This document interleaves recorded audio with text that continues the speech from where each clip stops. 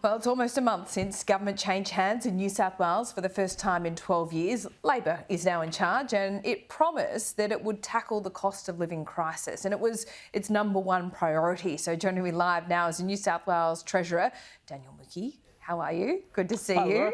Thanks for having me on. It's going to take me a little while to get used to your name. It's Mookhey. It's Mookhey, yeah, as in cookie or Wookie, Yeah, depending on how cool you want to be. Okay. Yeah. I don't know whether you want the rookie comparison, but we will carry on. Now, it is just a month in. We'll give you that. But you did promise that the cost of living crisis was the number one thing that you were going to look at here. So far, have you made any difference in the lives of people that live in New South Wales on that front? Well, work is underway.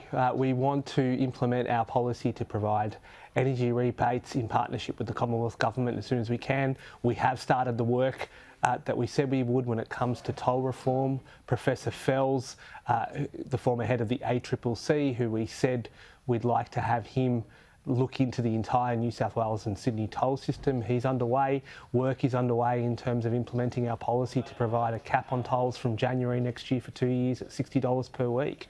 And so we are getting on with the job.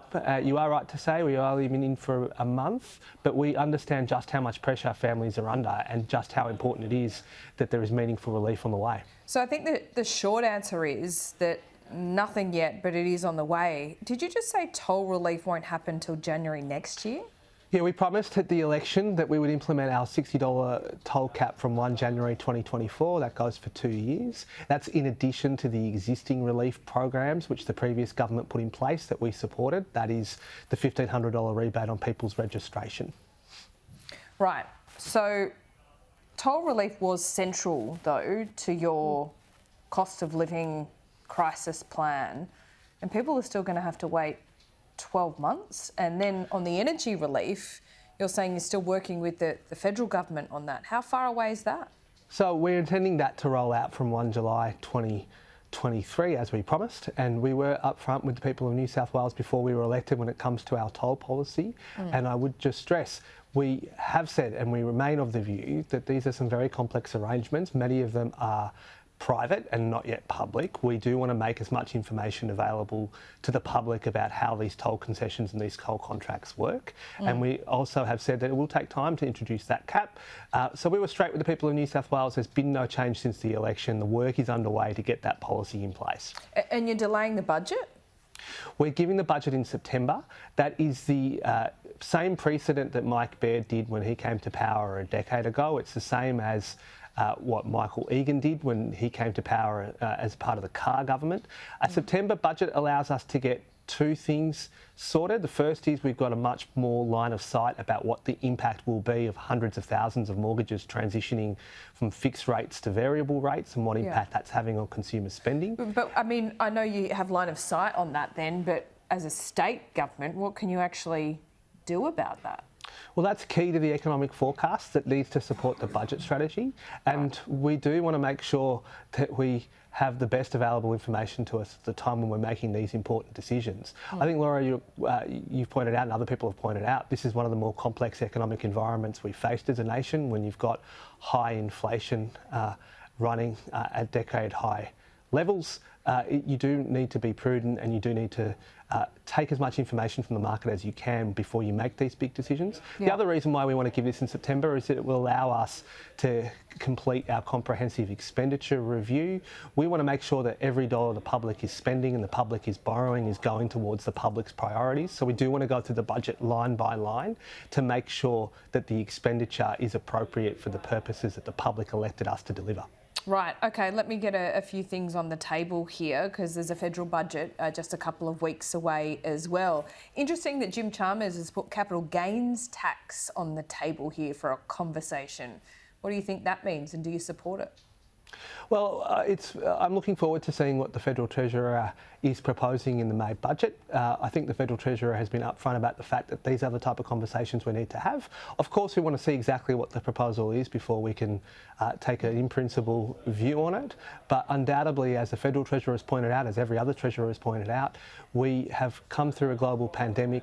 All governments are dealing with high levels of debt. We have to make sure that we are spending public money appropriately, and we do need to make sure that our settings support growth. Do you think some of the big resource companies should be paying more tax? Well, I definitely think that the energy cap that has been implemented by the federal government, that was supported by the previous New South Wales government, that is supported by the current government, is an appropriate response to some of the pressures that have emerged in energy markets. We want to make sure that that policy is working, and if it can be fine-tuned a bit more at a state level, we're open to all suggestions as to how that can be improved. I'm talking about something completely different though. I'm talking about a mining tax on super profits potentially, or gas companies. Well, that is a matter for the federal government, so I'm not really going to give an opinion on it until the federal government either proposes something or doesn't propose something. In principle, though? Oh, look, in principle, there's been these conversations about resource rent tax and going back for decades. I want to see what the federal government actually proposes here before we take a position on it. I mean, but in Queensland, Anastasia Palaszczuk increase of royalties, there was loud complaints about that at the time, but do you think that has worked well? Well, the Queensland government can explain that. I do point out that the Queensland coal base is metallurgical as well. It's a different one to what we have in New South Wales, which is predominantly thermal. And so it's not necessarily the case because the Queensland government did it, every other state can do it. As New South Wales is a major coal producer in the country alongside Queensland, it is important to draw that distinction. Queensland's coal is being exported predominantly to Japan and Korea for the purposes of steel production. Our coal is going into energy, and that has an impact on household budgets. All right, just one final question. Every day we're seeing a budget black hole story, which you can, slate back to the previous government. I think it's the oldest trick in the book, isn't it, Daniel? Well, we're not casting blame. We're not here to engage in a show trial. We're just giving people the facts as we've been told them. We were told by Treasury that there are $7 billion of difficult to avoid pressures that are not accounted for in the New South Wales budget over the forward estimates. People deserve to know that, and people deserve to know how the government is intending to respond. And so we'll continue to be upfront with the people of New South Wales about the information we've given. I'm looking forward to giving an economic statement to the Parliament in June, and I'm looking forward to a budget in September. I'm looking forward to having you on the show regularly too. Will you do that for us? Of course. Okay, love it. Thanks so much. Thanks, Laura.